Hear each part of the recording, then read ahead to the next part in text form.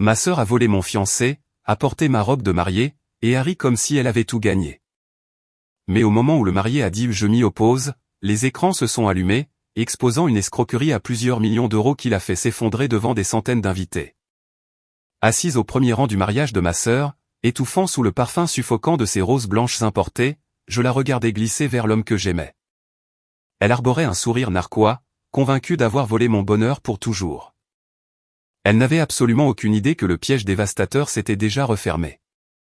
Grandir dans la famille Dupont signifiait apprendre très tôt que l'oxygène était une ressource limitée, et que ma sœur aînée, Béatrice, en respirait la majeure partie. Si je ramenais un 20-20 à un contrôle de maths, Béatrice annonçait de manière dramatique qu'elle avait obtenu le rôle d'un arbre dans le spectacle de fin d'année, et mes parents commandaient immédiatement un gâteau pour fêter ça. Ce n'était pas seulement une rivalité fraternelle classique. C'était une dynamique familiale systémique et profondément ancrée. Béatrice était le soleil, et je n'étais que l'espace sombre et silencieux qui existait pour la faire briller davantage. Au moment où nous avons atteint la vingtaine, cette disparité s'était calcifiée pour devenir notre réalité. Béatrice est partie sur la Côte d'Azur pour se trouver en vidant rapidement les cartes de crédit de nos parents, tandis que je suis resté à Lyon, travaillant des semaines épuisantes de 70 heures à la gestion immobilière Dupont. L'entreprise avait été fondée par notre défunt grand-père, Arthur Dupont. À la mort de grand-père Arthur, il a fait quelque chose qui a choqué toute la famille, en particulier ma mère. Il m'a légué la totalité des parts majoritaires de l'entreprise. Son testament stipulait explicitement que Béatrice était trop frivole pour gérer un stand de crêpes, et encore moins un portefeuille immobilier de plusieurs millions d'euros. Cet héritage a été la première fois où j'ai vraiment battu Béatrice à quoi que ce soit. Naturellement, elle ne me l'a jamais pardonné. Je me suis plongé corps et âme dans l'entreprise, transformant un modeste portefeuille de propriété en une affaire hautement lucrative, et c'est lors d'une importante acquisition d'entreprise que j'ai rencontré Lucas Belmont.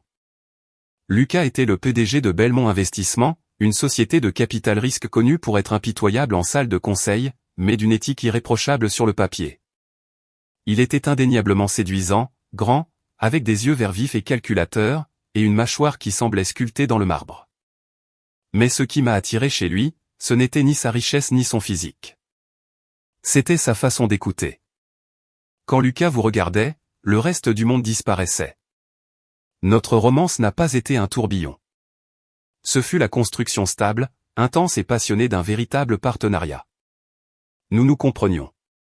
Nous étions tous les deux des bourreaux de travail qui valorisaient la loyauté par-dessus tout. Après 18 mois de rencontres discrètes et magnifiques, Lucas m'a demandé en mariage. Nous étions sur le balcon de son attique surplombant les quais du Rhône lorsqu'il a glissé une bague vintage en saphir, un héritage familial, à mon doigt. Elle avait appartenu à son arrière-grand-mère. Je ne veux pas seulement une épouse, Chloé, avait-il chuchoté, son front contre le mien. Je veux une partenaire, quelqu'un qui voit le monde exactement comme moi. Nous allons bâtir un empire ensemble. Pendant exactement 3 mois, j'ai été la femme la plus heureuse du monde. Nous avons commencé à planifier un mariage intime et de bon goût. J'avais choisi ma robe. J'avais demandé au père Martin, le prêtre qui m'avait baptisé, d'officier. Je flottais sur un nuage. Et puis Béatrice est revenue. Ses fonds sur la Riviera s'étaient finalement épuisés, et mes parents avaient refusé de prendre une deuxième hypothèque pour financer ses habitudes de shopping luxueuses. Elle est retournée à Lyon, prétendant que sa famille lui manquait. Mais je connaissais la vérité. Elle était fauchée, approchait de la trentaine, et cherchait désespérément un filet de sécurité financier. La première fois que Béatrice a rencontré Lucas, c'était lors du barbecue estival annuel de notre famille. Je me souviens du moment exact où ses yeux se sont fixés sur la Rolex à son poignet, traçant la coupe onéreuse de sa chemise décontractée en lin. Ses instincts de prédatrice se sont éveillés instantanément. Elle a rejeté en arrière ses cheveux blonds parfaitement méchés, a laissé échapper un rire aigu et musical à une blague qu'il n'avait même pas fini de raconter, et a touché son biceps une fraction de seconde de trop. Je n'y ai pas prêté beaucoup d'attention au début. Je faisais totalement confiance à Lucas. Il est resté toujours poli, lui offrant un sourire charmant mais distant avant de passer fermement son bras autour de ma taille et d'embrasser ma tempe. Mais Béatrice était on ne peut plus persévérante. Elle a commencé à se pointer à mon bureau quand elle savait que Lucas et moi avions prévu de déjeuner, s'invitant d'elle-même. Elle a commencé à lui envoyer des mèmes amusants par message, prétendant que je ne les comprendrais pas. Elle a même orchestré une fausse crevaison sous la pluie, appelant Lucas au lieu de l'assistance dépannage parce qu'elle ne voulait pas déranger Chloé au travail. Au cours des semaines suivantes, j'ai remarqué un changement subtil. Lucas a commencé à prendre des appels privés en s'isolant. Il est devenu distrait pendant les dîners. Il a cessé de parler du traiteur du mariage ou des arrangements floraux. Quand je lui demandais si quelque chose n'allait pas, il soupirait, passait une main dans ses cheveux et disait « Le travail est compliqué en ce moment, Chloé. Fais-moi confiance, d'accord ?» Je voulais lui faire confiance. Mais cette sensation froide et rongeante dans mon estomac me disait que les fondations de ma vie parfaite étaient en train de se fissurer rapidement. L'explosion s'est produite un mardi soir, fin octobre. Mes parents avaient insisté pour organiser un dîner de famille chez eux, ce qui était généralement un code pour me demander de donner à Béatrice un emploi fictif dans l'entreprise afin qu'elle puisse toucher un salaire. Je suis arrivé tôt, épuisé par une longue journée de négociation. Lucas est arrivé 20 minutes plus tard, mais il n'a pas franchi la porte d'entrée seul. Il est entré avec Béatrice. Sa main était fermement glissée au creux de son bras, et elle vibrait littéralement d'une énergie suffisante et triomphante. Lucas était pâle, son expression totalement indéchiffrable alors qu'il refusait de croiser mon regard. « Qu'est-ce qui se passe ?» ai-je demandé en posant le verre de vin que je tenais. Le silence dans le salon était assourdissant. Ma mère, qui avait clairement été mise dans la confidence, croisait les mains et nous regardait nerveusement à tour de rôle. Mon père fixait simplement le sol. Lucas a fini par lever les yeux. Ses yeux verts, d'habitude si chaleureux quand il me regardait, étaient complètement vides. « Chloé, assieds-toi. Il faut qu'on parle. »« Je préfère rester debout, » ai-je répondu, mon cœur battant contre mes côtes comme un oiseau pris au piège. Béatrice s'est avancée, arborant une moue tragique et faussement compatissante. « Chloé, s'il te plaît, ne fais pas de scène. Nous ne voulions pas que cela arrive. Tu dois me croire. C'est juste. Ça nous a dépassés. »« Qu'est-ce qui vous a dépassé ?» ai-je craqué, d'une voix dangereusement basse. « Lucas et moi, » a dit Béatrice, les coins de sa bouche tremblant alors qu'elle luttait pour cacher un sourire. « Nous sommes tombés amoureux. » La pièce s'est mise à tourner. J'ai regardé Lucas, cherchant désespérément la chute, attendant qu'il me dise que c'était une blague de très mauvais goût. Mais il a simplement mis la main dans sa poche et en a sorti l'écrin en velours qui avait autrefois contenu ma bague en saphir vintage, la bague qu'il m'avait demandé de lui rendre la veille sous prétexte de faire resserrer les griffes chez le bijoutier. Il a ouvert la boîte, mais le saphir n'y était pas. À la place, reposant sur le velours noir, se trouvait un énorme diamant clinquant de 6 carats qui semblait appartenir à une star de télé-réalité. « Je suis désolé, Chloé, » a dit Lucas, la voix plate, dénuée de toute émotion. « J'ai réalisé que je précipitais les choses avec toi. Tu es formidable, mais nous sommes trop semblables. Nous ne pensons qu'aux affaires. » Béatrice. Béatrice me fait me sentir vivant. Elle me rend spontané. Je lui ai demandé de m'épouser et nous voulons le faire rapidement. Le mois prochain. J'ai senti le sang quitter mon visage. Mon propre fiancé, ma sœur, dans le salon de mes parents. J'ai regardé ma mère, m'attendant à ce qu'elle déchaîne les enfers sur Béatrice pour avoir fait quelque chose d'aussi incroyablement ignoble. Au lieu de cela, ma mère a poussé un lourd soupir et s'est avancée pour poser une main sur mon épaule. « Chloé, ma chérie, tu dois être raisonnable. Toi et Lucas, vous êtes tellement absorbés par vos tableaux Excel et vos contrats. Béatrice a besoin d'un homme fort pour prendre soin d'elle. Et toi, eh bien, tu as ton entreprise. Tu as l'argent de grand-père Arthur. Tu n'as pas besoin d'un mari comme elle en a besoin. » L'audace pure de sa déclaration m'a coupé le souffle. Ils étaient littéralement en train de défendre ça. Ils validaient le vol de mon fiancé par Béatrice parce que j'étais trop indépendante. « Vous êtes tous fous » ai-je murmuré, reculant du contact de ma mère comme si elle était radioactive. J'ai regardé directement Lucas. « Tu es un lâche. » Et toi, je me suis tourné vers Béatrice, qui tenait maintenant sa main gauche en l'air pour admirer le diamant odieux sous la lumière du lustre. « Tu es exactement ce que grand-père Arthur pensait que tu étais. Un parasite. » « Ne sois pas mauvaise perdante, Chloé, » a ricané Béatrice, abandonnant son numéro de douceur. « Ce n'est pas ma faute s'il est passé à la gamme supérieure. Je n'ai pas pleuré. J'ai refusé de leur donner la satisfaction d'une seule larme. j'ai attrapé mon manteau, je suis sorti de la maison, et j'ai conduit directement jusqu'au bureau où j'ai verrouillé la porte, et où j'ai finalement laissé les sanglots s'échapper de ma gorge. Les semaines suivantes ont été un cauchemar vivant d'humiliation publique. Lucas et Béatrice ne se sont pas contentés de faire une transition discrète en tant que couple, ils s'en sont pavanés. Les rubriques mondaines de Lyon sont féroces, et Béatrice a veillé à ce que la presse à scandale s'en donne à cœur joie. Le PDG de Belmont largue l'héritière de l'immobilier pour sa sœur Glamour, titrait un article particulièrement nauséabond. Béatrice a réquisitionné tous les plans de mariage que j'avais déjà préparés. Elle a pris mon lieu de réception, le salon chêne du Grand Hôtel Dieu. Elle a pris mon traiteur. Elle a même eu le culot d'inviter Brigitte, notre cousine commère, à être sa demoiselle d'honneur, un rôle que Brigitte a accepté avec joie, s'assurant que chaque détail de ma misère soit diffusé à toute notre famille élargie. Mais le pire n'était pas le vol du mariage. C'était la manœuvre juridique que Béatrice a tentée ensuite. 2 semaines avant le mariage, l'avocat de ma famille, maître David Lemaire, a demandé un rendez-vous urgent avec moi. Quand je me suis assise dans son bureau aux Boiseries en acajou, David avait l'air sombre. « Chloé, ta sœur a engagé une équipe d'avocats très agressive, m'a expliqué David, en faisant glisser un épais dossier Kraft sur le bureau. Avec le soutien financier de Lucas Belmont, elle conteste le testament d'Arthur. Elle affirme que tu as manipulé ton grand-père dans ces derniers mois pour t'emparer de l'entreprise. Parce que Lucas a des ressources illimitées, ils peuvent faire traîner cela devant le tribunal judiciaire pendant des années, gelant de fait tes actifs et menant la gestion immobilière du pont à la faillite à cause des frais de justice.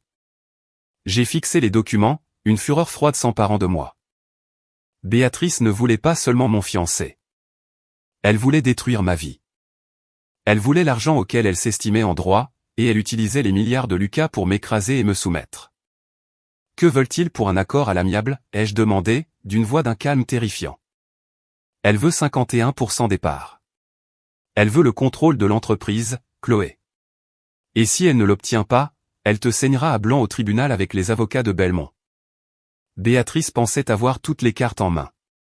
Elle avait l'homme, la bague, le soutien de la famille, et maintenant une arme juridique pointée sur ma tempe. Mes parents m'appelaient tous les jours, m'exhortant à juste signer les papiers et laisser ta sœur avoir sa juste part pour que nous puissions tous être une famille heureuse au mariage. Pour sauver les apparences et éviter de donner à Béatrice la satisfaction de penser qu'elle m'avait complètement brisé, j'ai accepté d'assister au mariage. J'ai même accepté de porter la hideuse robe de demoiselle d'honneur mauve terne qu'elle avait choisie pour moi, une couleur dont elle savait qu'elle me donnait un teint cadavérique. J'ai répondu oui à l'invitation, fait mes valises, et me suis préparé à regarder ma sœur épouser l'homme que j'aimais. Béatrice pensait m'avoir mis échec et mat. Elle pensait que j'entrerais au Grand Hôtel Dieu comme une femme vaincue et brisée, prête à céder l'héritage de mon grand-père juste pour que la douleur cesse. Ce que Béatrice ne savait pas, ce que personne dans cette pièce ne savait, pas même ma mère manipulatrice ou la cousine commère Brigitte, c'est que 3 nuits après le désastreux dîner de famille. Mon téléphone avait vibré à 2 heures du matin avec un SMS provenant d'un numéro inconnu, ligne sécurisée, appelle-moi depuis un téléphone jetable. Et quand je l'ai fait, la voix à l'autre bout du fil était celle de Lucas. Faisant les 100 pas sur le parquet de mon appartement, je serrais le téléphone prépayé bon marché contre mon oreille, les mains tremblantes de façon incontrôlable. Valérie, c'est moi. Ne parle pas, écoute juste. Sa voix a grésillé sur la ligne sécurisée. Je me suis effondré sur le bord de mon canapé, cherchant mon souffle. La presse, les tabloïds et même les proches commères avaient utilisé les noms de Chloé et Lucas, des pseudonymes. Mon équipe de sécurité d'entreprise avait désespérément nourri le public avec ses fausses identités pour dissimuler nos vrais noms lorsque le scandale avait éclaté. Mais entendre Maxime Delcourt m'appeler par mon vrai nom, Valérie, a fait céder le barrage. Maxime, ai-je balbutié, la trahison me brûlant encore la poitrine. Comment as-tu pu? Rien de ce que tu as vu dans ce salon n'était réel, Valérie. Absolument rien, a dit Maxime, sa voix totalement dépourvue du ton froid et distant qu'il avait utilisé chez mes parents. Il semblait épuisé, sur les nerfs, et farouchement protecteur. J'ai besoin que tu me fasses confiance une dernière fois. Mon grand-père, Gustave, m'avait mis en garde contre l'espionnage industriel, mais je n'aurais jamais cru que ça viendrait de ta propre sœur. Au cours des 2 heures suivantes, assise dans le noir de mon appartement, Maxime a dévoilé une conspiration si massive qu'elle m'a glacé le sang. Béatrice n'était pas seulement revenue de la Côte d'Azur parce qu'elle était fauchée. Elle était revenue parce qu'elle fuyait pour sauver sa vie. Tout en frayant avec la haute société internationale, Béatrice s'était empêtrée avec un syndicat très organisé spécialisé dans le démantèlement d'actifs d'entreprises. Elle leur devait environ 15 millions d'euros après une série d'investissements illicites désastreux qu'elle avait fait pour maintenir sa façade glamour. Quand ces fonds se sont asséchés, le syndicat lui a donné un ultimatum, sa vie, ou une cible de valeur équivalente. Béatrice a servi le portefeuille immobilier de notre grand-père Gustave et la société de capital risque de Maxime sur un plateau d'argent. Le jour où elle a simulé cette crevaison sous la pluie, a expliqué Maxime, le ton tranchant comme un rasoir. Elle ne voulait pas juste qu'on la raccompagne. Pendant que j'étais dehors à parler au mécanicien, elle a branché une clé USB sur l'interface de ma voiture, essayant de télécharger un logiciel espion au 0 clic dans mon téléphone. Ma sécurité a signalé l'intrusion immédiatement. Au lieu de la confronter, Maxime avait engagé une société de renseignement privé pour fouiller dans la vie de Béatrice. Ce qu'ils ont trouvé était terrifiant. Béatrice avait passé des semaines à falsifier ma signature sur une montagne d'actes de transfert irrévocables. Elle préparait le terrain pour transférer légalement 51% de mon entreprise à une société écran basée au Luxembourg, contrôlée par les membres de son syndicat. Si je l'avais juste larguée ou si j'avais appelé la police pour le logiciel malveillant, ceux qui tirent les ficelles auraient appuyé sur la gâchette, a révélé Maxime. Ils auraient exécuté les documents falsifiés, vidé les comptes de ton entreprise, et t'auraient piégé pour détournement de fonds. Tu serais allé en prison d'État, Valérie, et Béatrice aurait joué la sœur innocente et tragique. Pour arrêter le transfert, Maxime devait convaincre Béatrice et ses manipulateurs qu'il était entièrement sous son charme. Il devait simuler la liaison. Il devait m'humilier publiquement pour s'assurer que le syndicat croit que la rupture entre nous était authentique. Il avait besoin d'accéder à ses fichiers cryptés, à ses comptes offshore, et aux identités des hommes qui la manipulaient. Et la bague, ai-je demandé, la voix tremblante alors que l'ampleur de son sacrifice m'envahissait. Le diamant tapa accent graveleuil a été fabriqué sur mesure par les enquêteurs de la police judiciaire, a répondu Maxime. L'anneau contient un micro-émetteur et un traceur GPS. Je sais exactement où elle va, qui elle rencontre, et ce qu'elle dit. Nous montons un dossier pénal pour escroquerie en bande organisée depuis 3 semaines. Mes larmes de chagrin se sont instantanément transformées en larmes de fureur absolue et calculée. Ma sœur était prête à m'envoyer en prison fédérale juste pour sauver sa propre peau. Mes parents soutenaient aveuglément une criminelle. De quoi as-tu besoin que je fasse, ai-je demandé, ma colonne vertébrale se redressant alors que la dirigeante d'entreprise froide et calculatrice en moi reprenait le contrôle. J'ai besoin que tu joues la victime, a dit doucement Maxime. Je sais que c'est atroce. Je sais que ta mère empire les choses, mais nous devons garder Béatrice en confiance. Les cadres du syndicat prennent l'avion pour Lyon pour le mariage. Ils pensent que c'est la célébration de leur prise de contrôle hostile réussie. Une fois qu'ils seront tous dans la même pièce, le piège se refermera. Peux-tu tenir jusqu'au mariage? Maxime, ai-je murmuré dans le combiné, un sourire dangereux se dessinant sur mon visage dans l'obscurité. Je vais lui offrir la performance de sa vie. Pendant les 2 semaines suivantes, je suis devenu l'incarnation d'une femme vaincue. J'ai pleuré sur commande quand je rendais visite à mes parents. J'ai laissé ma mère me faire la morale sur le fait que j'étais trop difficile à aimer. Je suis même allé au dernier essayage de la robe de Béatrice, tenant consciencieusement la traîne de sa robe en soie sur mesure à 50 000 €, ravalant mon dégoût. Intérieurement, je riais. La carte de crédit qu'elle avait utilisée pour acheter cette robe était un compte piège de la police. Chaque paiement ajoutait une charge supplémentaire de fraude électronique à son inculpation grandissante. J'ai rencontré l'avocat de mon entreprise, Maître Grégoire, qui était pleinement au courant de l'opération de la brigade financière. Nous avons rédigé un ensemble spectaculaire de faux documents pour le procès de Béatrice, conçu pour ressembler exactement à une capitulation totale des actifs de mon grand-père. Je les ai remis à l'équipe juridique de Béatrice avec des mains tremblantes et les yeux baissés.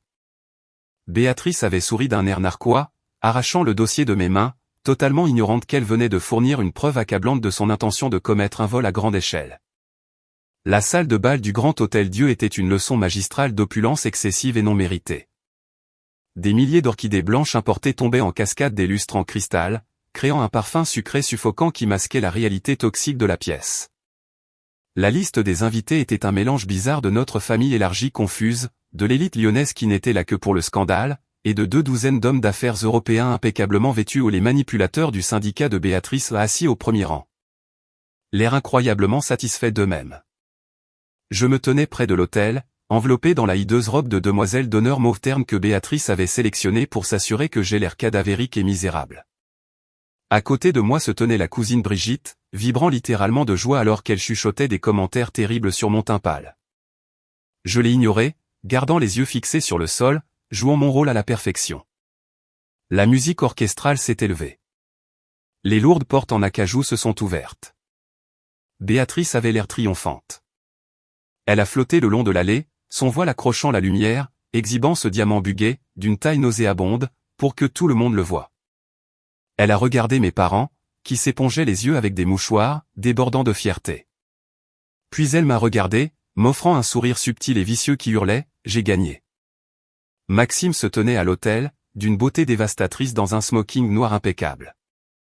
Quand Béatrice est arrivée à ses côtés, elle a tendu la main pour attraper les siennes. Maxime les a prises, mais sa posture était rigide.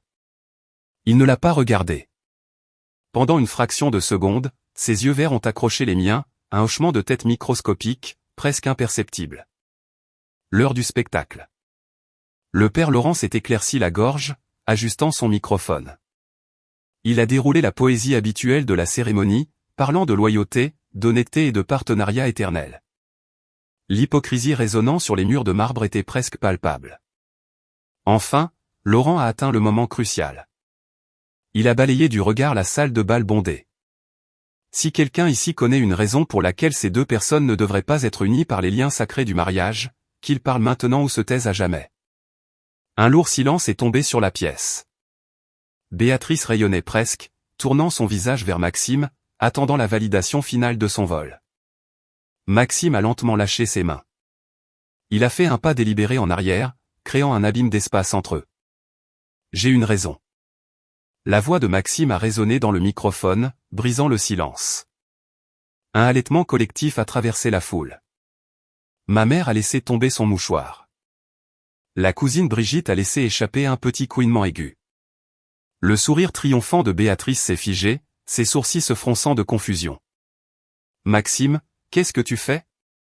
C'est juste une tradition. On ne répond pas vraiment. Je m'y oppose, a poursuivi Maxime, son ton devenant d'un froid absolu, parce que la mariée est actuellement sous le coup d'une inculpation pour 14 chefs d'accusation de fraude électronique, d'espionnage industriel, et de complot en vue de commettre une extorsion. La panique a éclaté. C'est une blague, a hurlé Béatrice, sa voix résonnant avec stridence au-dessus de la foule qui murmurait. Elle a tendu la main vers lui, mais Maxime a rapidement esquivé sa prise. Non, Béatrice, a dit froidement Maxime, sortant une télécommande de la veste de son smoking. Mais toi, tu en es une. Il a appuyé sur un bouton. Les écrans de projection géants derrière l'autel, qui étaient censés afficher un diaporama romantique de leur histoire d'amour, se sont soudainement allumés. Au lieu de photos de leur rendez-vous monégasque, les écrans affichaient en haute définition des virements bancaires, des numéros de compte, des transcriptions audio des appels de Béatrice avec le syndicat, et, au centre, les actes de transfert falsifiés portant ma signature désespérément copiée. Verrouillez les portes, a ordonné Maxime. Instantanément, les lourdes portes en acajou au fond de la salle de bal se sont refermées avec un fracas assourdissant. La moitié du personnel de restauration, les 2 garçons d'honneur et l'intégralité du quatuor à cordes ont soudainement lâché leurs instruments et leurs plateaux. Ils ont glissé les mains sous leurs vestes, sortant des brassards orange et des armes de service. Police judiciaire, que personne ne bouge, a crié une voix autoritaire depuis le fond. Agents de police, restez à vos places. Le chaos a envahi le grand hôtel-Dieu. Les hommes d'affaires européens au premier rang se sont bousculés, renversant les élégantes chaises de réception dans une tentative désespérée de s'échapper, mais ils ont été plaqués au sol par des agents infiltrés avant même de pouvoir atteindre les allées. Le bruit des menottes se refermant résonnait dans la grande salle de bal comme le tic-tac d'un métronome. À l'hôtel, Béatrice faisait une crise de nerfs catastrophique. Sa façade parfaite s'est brisée en 1 million de morceaux lorsque 2 agentes se sont approchées d'elle. « Madame, gardez vos mains en évidence » a ordonné une agente. « Lâchez-moi. »« Je n'ai rien fait » a hurlé Béatrice, se débattant sauvagement. Elle a regardé nos parents au premier rang. « Maman, Papa, faites quelque chose. Il ment. Valérie m'a piégé. C'est Valérie qui a fait ça. Mes parents étaient complètement paralysés. Le visage de mon père était de couleur cendre, ses mains tremblant alors qu'il fixait la preuve indéniable de la criminalité de son enfant prodige clignotant sur les écrans au-dessus d'eux. Ma mère sanglotait de façon hystérique, non pas de fierté cette fois, mais d'horreur absolue. Il voyait enfin Béatrice pour ce qu'elle était vraiment. Alors que les agents tordaient les bras de Béatrice derrière son dos, froissant la soie à 50 000 €, l'une d'elles a fermement retiré l'énorme bague en diamant de son doigt. Nous prenons ceci. C'est une pièce à conviction. Maxime, a gémi Béatrice alors qu'il la traînait le long de l'allée parsemée de pétales, ses talons hors de prix glissant inutilement sur le marbre. Maxime, je t'en supplie. Maxime ne l'a même pas regardé. Il a tourné le dos à l'épave hurlante de la femme qui avait essayé de détruire nos vies.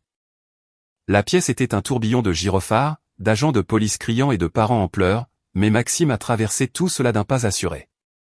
Il a descendu les marches de l'hôtel et s'est arrêté juste devant moi. Il a mis la main dans sa poche et en a sorti une petite boîte familière en velours.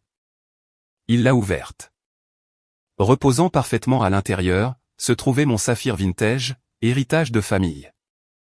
Je crois que ceci t'appartient, Valérie, a-t-il dit, la chaleur revenant enfin dans ses yeux verts éclatants. J'ai regardé la bague, puis j'ai levé les yeux vers l'homme qui avait réduit sa propre réputation en cendres juste pour me protéger, moi et l'héritage que j'avais bâti. Je me fichais de la foule haletante, de la bouche bée de la cousine Brigitte, ou des pleurs hystériques de ma mère en arrière-plan. J'ai tendu la main, le laissant glisser le saphir à nouveau sur mon doigt, là où était sa place. Alors ai-je chuchoté, un sourire sincère illuminant mon visage pour la première fois depuis des mois. Combien de temps avant que le traiteur ne serve? Je n'ai pas mangé de glucides depuis 2 semaines. Maxime a ri. Un rire riche et entier qui a traversé le chaos et m'a attiré dans un baiser qui promettait un empire. Entendre le marteau d'un juge s'abattre dans un tribunal est un son que l'on n'oublie jamais vraiment. Il résonne avec une finalité lourde et boisée qui sépare la vie que vous connaissiez de la froide et dure réalité du système judiciaire. Pendant 14 mois atroces après la spectaculaire descente de police au Grand Hôtel Dieu, ma vie a été consumée par les dépositions sous serment, les audiences juridiques et le cirque médiatique étouffant qui a entouré la chute monumentale de ma sœur. Les tabloïds lyonnais, ces mêmes publications qui m'avaient joyeusement dépeinte comme l'héritière amère et larguée, ont opéré un revirement à donner le vertige. Soudain, Maxime Delcourt et moi étions les héros brillants et tragiques du quartier des affaires. Les gros titres hurlaient sur le piège à 1 milliard d'euros et le réseau d'extorsion de la mariée en fuite. Mais derrière les portes closes, la réalité du démêlage du désordre de Béatrice était épuisante et profondément douloureuse. Le procureur de la République, Michel Blanc, un avocat impitoyablement perspicace qui avait l'air de ne pas avoir dormi depuis une décennie, a pris la tête du dossier d'association de malfaiteurs contre le syndicat européen. Il avait besoin de ma coopération constante pour cartographier les pièges financiers que Béatrice avait posés au sein de mon entreprise, la gestion immobilière du pont. Chaque semaine, je m'asseyais dans des salles de conférences stériles, regardant des documents falsifiés portant ma signature volée. Béatrice, fidèle à sa nature, a d'abord essayé de jouer la victime ultime.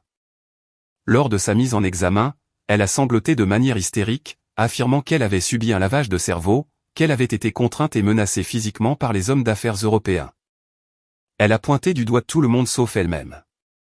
Elle a même essayé de prétendre que Maxime avait orchestré l'ensemble du stratagème de détournement de fonds et l'avait forcé à participer pour s'assurer un monopole sur le marché immobilier lyonnais. Mais le procureur Blanc avait les preuves, littéralement. Le micro-émetteur caché à l'intérieur de la bague clinquante en diamant de 6 carats que Maxime lui avait donné a fourni des centaines d'heures d'enregistrements audio d'une clarté cristalline. Pendant la phase d'instruction du procès, j'ai eu la sombre satisfaction de m'asseoir dans le public pendant que l'accusation passait des enregistrements de Béatrice négociant sa part de l'héritage de mon grand-père Gustave. Liquider simplement les propriétés commerciales du centre-ville en premier. La voix de Béatrice avait résonné dans les haut-parleurs du tribunal, semblant d'un ennui glaçant alors qu'elle ordonnait la destruction de l'œuvre de ma vie. Valérie ne s'en rendra pas compte avant les audits de fin de trimestre. D'ici là, les fonds seront au Luxembourg, et je siroterai du champagne à Monaco. Assurez-vous juste que la société écran soit intraçable. L'entendre me vendre pour un style de vie luxueux a détruit la moindre bride microscopique d'affection fraternelle que j'aurais pu encore nourrir. Mais le pire karma n'a pas seulement frappé Béatrice. Il a anéanti mes parents. Toute ma vie, ils avaient encouragé son comportement toxique, la sortant de chaque petit pétrin et validant son immense narcissisme. Quand elle a été inculpée, ils ont refusé de croire le procureur. Ma mère est allée sur une chaîne de télévision locale, pleurant et déclarant que tout cela n'était qu'un terrible malentendu, une chasse aux sorcières orchestrée par une petite sœur jalouse. Poussés par leur dévouement aveugle envers leur enfant prodige, mes parents ont pris la décision catastrophique de financer la défense pénale de Béatrice. Ils ont engagé une équipe d'avocats de la défense hors de prix, de véritables requins, qui facturaient des taux horaires exorbitants. Lorsque ces fonds ont été épuisés, mes parents ont contracté une hypothèque massive sur leur immense et magnifique maison de banlieue. Ensuite, ils ont liquidé leur compte épargne retraite. Ils ont parié tout ce qu'ils possédaient sur la conviction que Béatrice était innocente, et ils ont tout perdu. Le procès a duré 6 semaines, culminant par un verdict de culpabilité dévastateur sur les 14 chefs d'accusation, y compris fraude bancaire, complot en vue de commettre une extorsion et espionnage industriel. Le juge Henri Renard n'a pas mâché ses mots lors de l'audience de détermination de la peine. Il a regardé Béatrice de haut depuis le perchoir, son expression rayonnant d'un dégoût absolu. « Vous avez bénéficié de tous les privilèges dans la vie », a déclaré le juge Renard, sa voix retentissant dans le tribunal silencieux. Pourtant, vous avez choisi de vous allier à un syndicat criminel pour cannibaliser l'héritage de votre propre famille, entièrement par cupidité et vanité. Vous n'avez montré aucun remords jusqu'à ce que les menottes vous soient passées au poignet. Béatrice a été condamnée à 12 ans de réclusion au centre pénitentiaire pour femmes de Rennes, une prison d'État connue pour sa stricte discipline et son manque absolu de luxe. Il n'y aurait plus de roses blanches importées ni de robes en soie de créateur dans son avenir, seulement des uniformes ternes et un emploi du temps hautement réglementé. Le lendemain du transfert de Béatrice en prison, la banque a saisi la maison de mes parents. Ils s'étaient complètement ruinés en défendant une femme qui n'aurait pas hésité à les laisser couler avec le navire. Dépouillés de leur richesse, de leur statut social et de leur fille préférée, ils ont été forcés de déménager dans un appartement exigu de 2 pièces dans un quartier délabré de Vénissieux. Ma mère m'a appelé le jour de leur déménagement. Sa voix était petite, brisée et tremblante. « Valérie » a-t-elle pleuré au téléphone. « Nous n'avons plus rien. Nous avons fait une erreur. Je t'en prie, l'entreprise de ton grand-père marche si bien. Tu pourrais sûrement nous aider. Juste une petite pension. » Je me tenais près des baies vitrées de mon bureau d'angle, regardant l'horizon de Lyon. J'ai pensé aux décennies que j'avais passées à m'effacer pour accommoder l'ego de Béatrice. J'ai pensé à la nuit où ils s'étaient tenus dans leur salon pour me dire que j'étais trop indépendante pour mériter un fiancé fidèle. « Je suis désolé, mère », ai-je répondu, la voix ferme et résolue, mais mes actifs sont immobilisés dans l'expansion de l'entreprise. Tu devrais demander des conseils financiers à Béatrice. J'ai entendu dire qu'elle est très créative avec l'argent. J'ai raccroché le téléphone et bloqué leur numéro. Le cycle toxique était enfin définitivement rompu. Guérir d'une trahison de cette ampleur prend du temps, mais le faire aux côtés de Maxime Delcourt a rendu le processus absolument magnifique. Le traumatisme auquel nous avons survécu ensemble a forgé un lien indéfectible, transformant notre relation d'un partenariat calme et pragmatique en une dévotion profondément passionnée et farouchement protectrice. Nous étions littéralement partis en guerre l'un pour l'autre, et nous avions gagné. Le syndicat étant démantelé et les actifs de mon grand-père Gustave totalement sécurisés, la gestion immobilière du pont ne s'est pas seulement rétablie, sa valeur a explosé. Maxime et moi avons officiellement fusionné nos portefeuilles, créant un empire d'entreprises imparable qui dominait la région. Nous étions une équipe redoutable, agissant en parfaite synchronisation, tant dans la salle du conseil que dans notre vie privée. 2 ans après la descente chaotique et désastreuse au Grand Hôtel Dieu, Maxime et moi avons enfin eu notre vrai mariage. Il n'y a pas eu d'arrangements floraux gigantesques et étouffants. Il n'y a pas eu de presse locale, et il n'y a absolument eu aucun drame familial. Nous avons loué un domaine historique époustouflant et isolé sur les falaises du Cap Ferret, surplombant l'immense étendue sauvage de l'océan Atlantique. La liste des invités était strictement limitée à 40 personnes, nos amis les plus proches et les plus fidèles, les cadres clés qui nous avaient soutenus pendant la tempête médiatique, et le procureur Michel Blanc, qui était étonnamment devenu un ami cher au cours de ce procès éprouvant. Même la cousine Brigitte n'était pas invitée. Elle avait essayé d'envoyer un panier garni de fromages artisanaux en guise de profondes excuses, reniant complètement son ancienne alliance avec Béatrice. J'ai fait don du fromage à une banque alimentaire locale et j'ai renvoyé le panier vide. La météo, le jour de notre mariage, était parfaite, fraîche, claire et radieuse. Je portais une robe ivoire simple et élégante qui ressemblait à de la soie liquide sur ma peau, totalement dépourvue des embellissements lourds et odieux que ma sœur affectionnait. Je portais entre mes mains un modeste bouquet d'hortensias bleus locaux, et, reposant solidement sur mon annulaire gauche, mon saphir vintage brillait de mille feux sous le soleil côtier. Debout au bord de la falaise, avec le bruit des vagues déferlantes comme seule musique dont nous avions besoin, Maxime a pris mes mains. Ses yeux verts si frappants étaient remplis d'une émotion si profonde qu'elle m'a coupé le souffle. Il n'y avait plus aucun secret entre nous. Aucun objectif caché, aucune opération sous couverture, juste la vérité absolue et pure. Valérie, a dit doucement Maxime, ses pouces caressant doucement le dos de mes mains. Quand je t'ai rencontré pour la première fois, je t'ai dit que je voulais une partenaire avec qui bâtir un empire. Je n'avais aucune idée que bâtir notre empire exigerait de réduire l'ancien en cendres. Mais je le referais, 1000 fois s'il le fallait, juste pour être ici avec toi aujourd'hui. Des larmes ont piqué les coins de mes yeux, mais c'étaient des larmes de joie absolue. Tu as risqué tout ce que tu avais pour me sauver, ai-je murmuré, la voix nouée par l'émotion. Tu as marché dans l'obscurité pour que je ne perde pas ma lumière. Tu es mon protecteur, mon égal, et l'amour absolu de ma vie. Nous avons échangé des vœux simples et traditionnels. Il n'y a pas eu de théâtralité, tapa accent grave l'œil. Quand l'officier de l'état civil nous a finalement déclarés mari et femme, Maxime m'a prise dans ses bras et m'a embrassé avec une intensité lente et délibérée qui m'a ancré entièrement dans le moment présent. Les applaudissements de nos 40 invités étaient sincères, chaleureux et remplis d'amour. La réception fut un dîner détendu et joyeux sous un auvent de guirlandes lumineuses tendues entre de vieux chênes. Nous avons bu du vin d'un millésime incroyable, mangé des fruits de mer locaux d'une fraîcheur absolue, et ri jusqu'à en avoir mal aux côtes. Alors que la soirée touchait à sa fin et que les étoiles commençaient à percer le ciel nocturne de velours, Maxime et moi nous sommes éclipsés de la fête. Nous avons marché jusqu'à la plage privée, laissant l'eau fraîche de l'océan laver nos pieds nus. J'ai appuyé ma tête contre son épaule, enroulant la veste de son costume autour de moi pour me protéger du froid côtier. On a réussi, ai-je dit doucement, regardant l'horizon infini. On a réussi, a approuvé Maxime en déposant un baiser sur le sommet de ma tête. L'entreprise est en sécurité. L'avenir est à nous, et le passé est enfermé dans une cellule de prison. J'ai souri, ressentant un profond et inébranlable sentiment de paix envahir mon âme. Béatrice avait essayé de voler mon fiancé, de détourner mon héritage et de détruire ma liberté.